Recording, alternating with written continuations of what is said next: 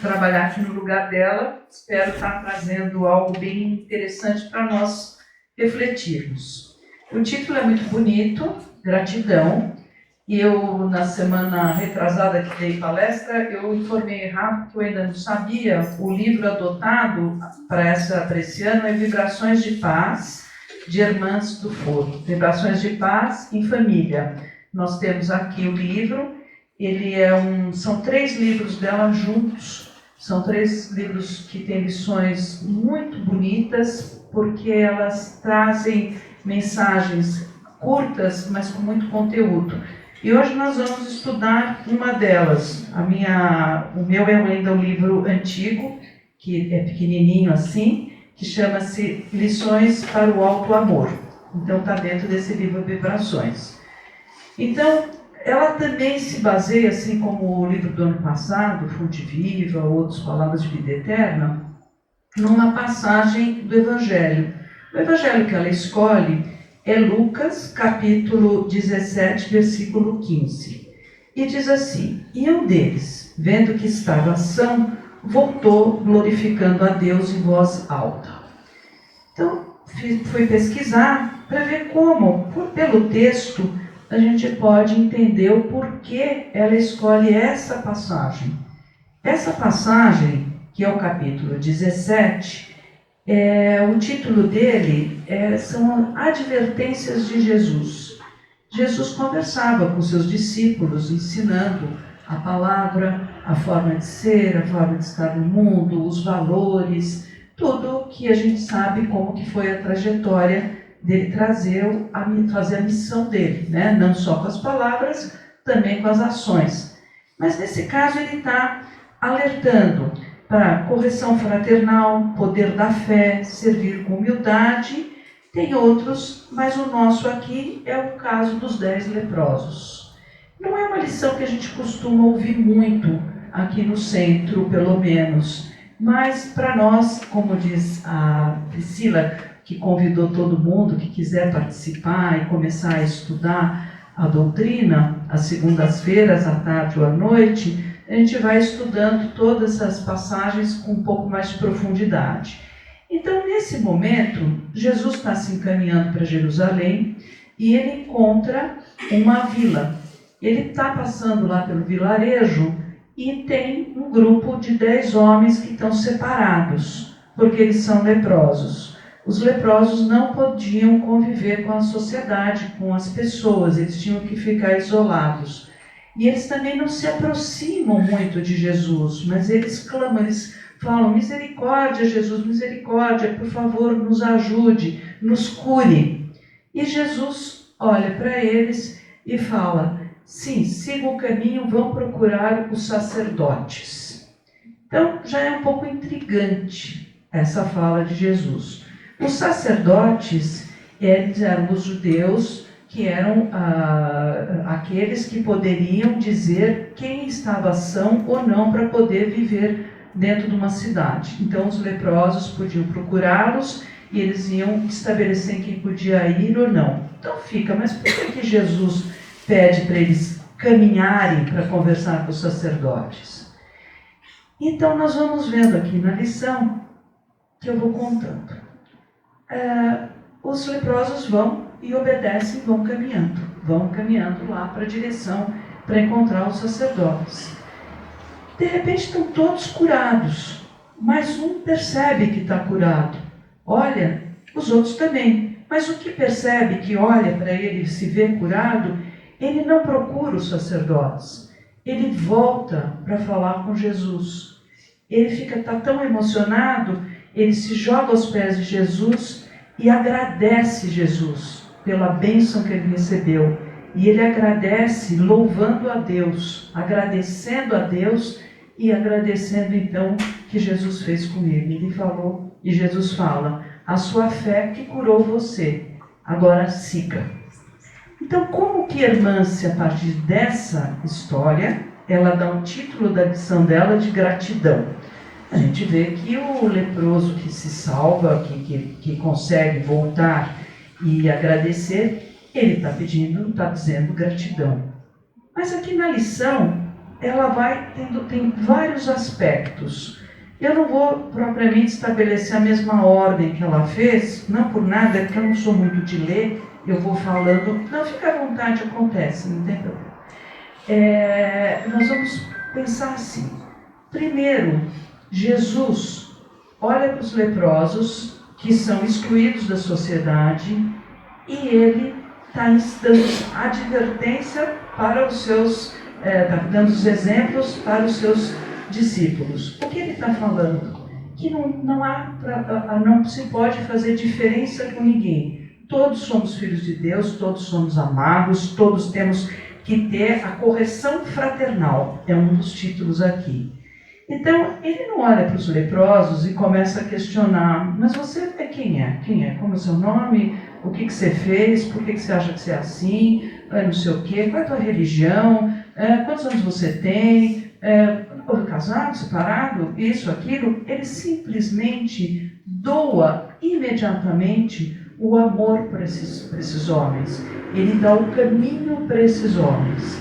Então, lendo aqui o parágrafo 5, a irmã se traz: guarde consigo o sublime ensinamento de Jesus, que recomenda sair e semear, sem ficar esperando por solos promissores na plantação do amor. Então ela pega essa ideia de que Jesus espontaneamente já vai fazer a boa ação, o amor, e dar o caminho para esses homens, sem pensar se o solo é promissor. E ainda há um detalhe nessa história de Jesus, que este que volta e reconhece e pede, e ele reconhece que ele foi atendido no seu pedido e agradece, ele é um samaritano. E o samaritano, que a gente já estudou algumas vezes da parábola do samaritano, que é aquele que encontra um homem caído no chão, à beira da morte, já tinha passado doutores da fé, que não pararam para socorrê-lo, e esse samaritano, que seria assim um excluído por pensar um pouco diferente dentro da fé judaica, então, como eles falam até, o estrangeiro, ele é que vai e ajuda. E novamente o samaritano é que seria o mais pequenininho, o que talvez dentro de um julgamento pré-concebido não seria merecedor dessa ajuda, ele é que vai e volta e ele pode receber a semente, a semente do amor e a semente da fé.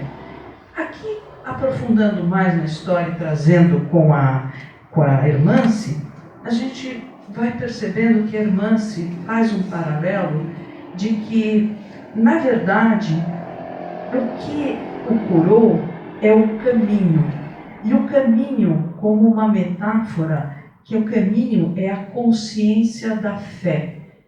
Ele se torna consciente durante o caminho da cura, porque todos se curam, mas cura o corpo.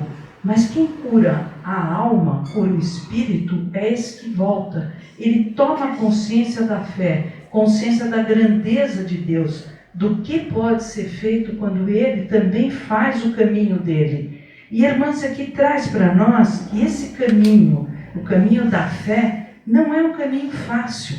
No primeiro parágrafo ela fala: hoje, quando se encontra na sementeira do serviço espiritual, nós encontramos na sementeira do serviço espiritual, nós já temos a tomada de consciência do que é ser cristão.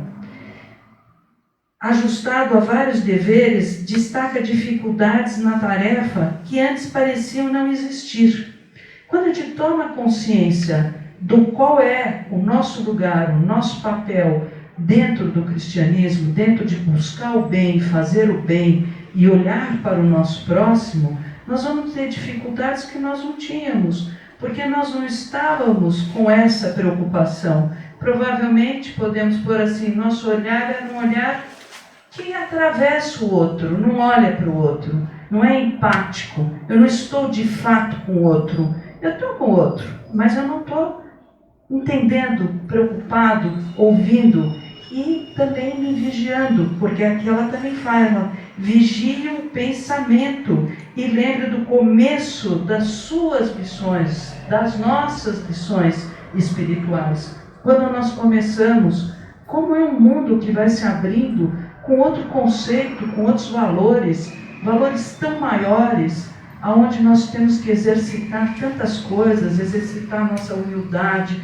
o nosso perdão, o nosso carinho pelo próximo, como eu estou falando, uma humildade, né? E aquela noção de que nós somos, como diria Chico, né? Que ele, que era o Chico, se dizia um cisco, né? Nós não somos, talvez, tão importante quanto nós estamos nos dando valor. Nós somos importantes na grandeza de sabermos que somos filhos de Deus e temos essa semente divina que depende de nós se a gente vai deixá-la germinar e dar frutos ou não vão dar frutos. E os frutos são fazer o bem. Fazer o bem ao próximo, é o bem ao nosso espírito, principalmente. E assim nós vamos podendo fazer o bem. E ela vai continuando, trazendo o paralelo com a lição, que ela fala assim, que nunca, aqui ela fala assim, recordem que nunca faltou o amparo da misericórdia divina. O que pode acontecer quando a gente se sente desamparado pela misericórdia divina é nós não termos o entendimento de que a misericórdia divina, as coisas que nós precisamos, tem o tempo, que é um outro tempo, que é o tempo de Deus, que tem uma outra dimensão, que é diferente da nossa dimensão aqui. Tem coisas que a gente ainda não compreende e que nós sabemos, através do estudo do Espiritismo, que nós já tivemos outras encarnações. Nós estamos aqui para nos melhorarmos, nós caímos normalmente no mesmo grupo familiar, que é para nos dar a oportunidade de coisas que a gente precisa resgatar. Então tem coisas que talvez o tempo vai ser outro tempo. E eu tenho que ter essa fé de poder continuar caminhando, que é caminhando que a gente vai tendo a fé cada vez mais forte. Aqui eu até escrevi que a irmã, nessa lição, ela aborda a gratidão como uma postura interior de maturidade emocional e espiritual, que nasce do alto amor verdadeiro. Esse alto amor é uma trabalheira, né, para nós termos alto amor. A gente fala tal, eu me amo, tal, mas como que a gente vai fazer a nossa reforma íntima, entrar com as nossas questões, às vezes as mais difíceis que a gente tem que superar, né? E nós ainda assim podemos ter esse alto amor. Mas o alto amor é fundamental, uma vez que a gente sabe que Jesus também traz para nós que a boca vai falar daquilo que o coração está cheio. Então nós temos que ter esse trabalho, é trabalhoso, né? Ontem eu vi uma tira, ou anteontem no jornal, essas tiras de humor, né? Então tinha um homem, assim, lá com uma cara de preguiça, tudo, olhando por uma janela pequena para fora. Aí está olhando um quadrinho, 2 quadrinhos, no terceiro quadrinho aparece um sol, gracinha, de braços abertos, todo felizinho, tal, né? Aí fala assim, vem ser feliz. E o cara falou, não, maior preguiça, né? Porque dá trabalho. Às vezes a gente fica em casa deprimido, coitado, infeliz, exigindo que os outros cuidem de nós e que está querendo, não só, às vezes a gente está em sofrimento, mas a gente tem que entrar nesse caminho, o caminho do movimento, do bem, de buscar isso, né? E continuando, ela fala do alto amor verdadeiro, pois somente quem aprende a aceitar a própria jornada consegue reconhecer a presença do bem em sua vida.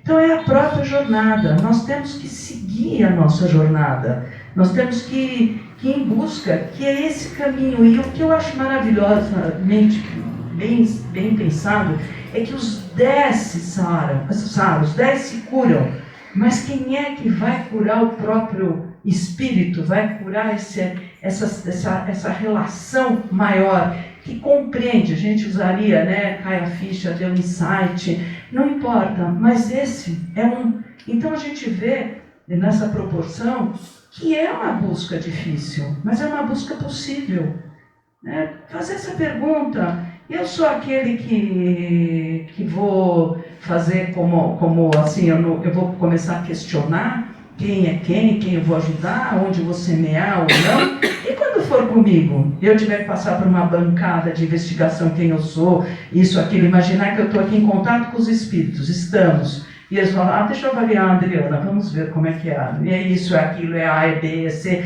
Não, eu estou aqui, eu quero estar com meu coração por inteiro, eu quero ser acolhida, eu quero ser querida, eu quero que, se não puder acontecer o que eu estou desejando e precisando, mas que eu tenha o caminho para fazer isso. E quando chegar a hora, que eu possa ter, né? Então, aqui no final, ela usa uma coisa que eu achei também muito bonito, que é assim, é o último parágrafo.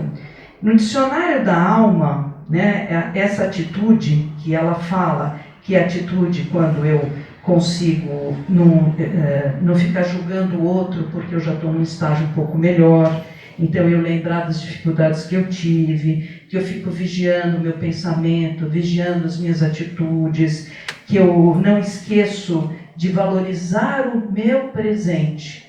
Eu saber que o meu presente, o momento que a gente vive, é um momento que a gente tem que ser grato, tem que valorizar esse presente, que eu recordo que eu também estou sempre acompanhado por bons espíritos, acompanhado por Jesus, acompanhado pela fé, e que quando eu consigo ter esse sublime pensamento, que é o de poder multiplicar isso com a sementeira do bem, como ela usa aqui, ela diz assim, no dicionário da alma, essas atitudes todas, né, tem um nome cuja sonoridade internece e vivifica.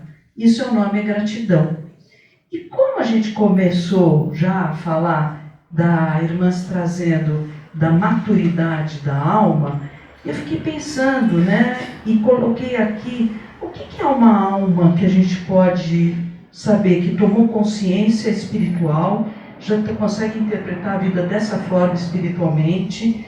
Então, é uma alma amadurecida, é aquela que conseguiu ter alegria, são palavras minhas, alegria, serenidade, fraternidade, humildade, reconhecimento, amor. Então, a alma amadurecida é essa alma que pode ter gratidão. Então, essa mensagem que eu queria deixar para nós pensarmos, e depois a gente, que todo mundo vai para o trabalho, para o outro e tal, quem puder ficar, a gente conversa um pouquinho e troca um pouquinho de ideia. Obrigada.